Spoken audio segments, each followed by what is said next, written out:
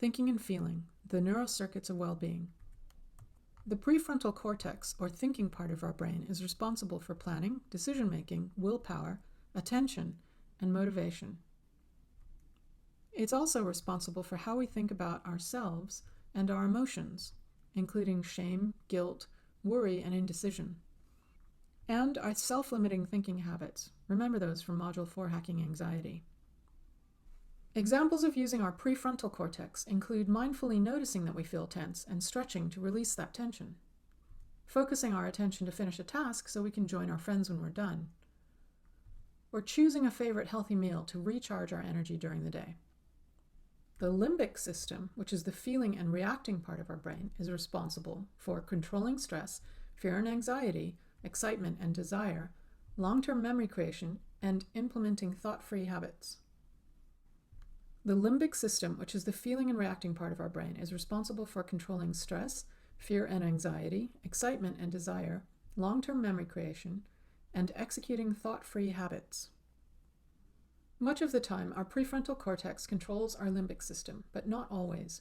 Whenever it feels like we're on autopilot, like we're not thinking but reacting on impulse or by habit, it's our limbic system that's in control. Examples of using our limbic system include shouting at a sibling when they blame us for something that they did, mindlessly looking at our phones during every break in activity or in response to a notification, lying around in our rooms when we're feeling tired. These kind of reactions, when accumulated, can push us towards the depressed side of the spectrum. This is one way the interaction between the thinking and feeling parts of our brains can affect us. We all have typical patterns of activity that we engage in as a response to what's happening in our situation. Our typical response is controlled by a neurocircuit that is more reactive than others. This is our tendency. For example, after a long day of sitting in classes or meetings and studying, we often feel bored, lonely, and listless. Normally, our tendency might be to hang out or walk home with friends. But if this doesn't happen spontaneously or by habit through extracurricular activities, we may lack the energy and motivation to reach out and connect with other people, even if that's what we need. And our tendency to withdraw when we're tired may be activated.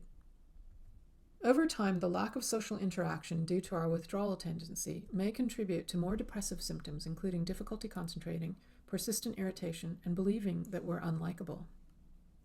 Even if social interaction is not possible, the good news is that if we're aware of our tendencies, it may help and even be enough to make other changes to compensate for the lack of social interaction.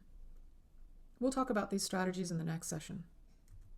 In review, in this session, we learned about neuroscience and its connection with mental wellness. Thanks for engaging, and see you next time.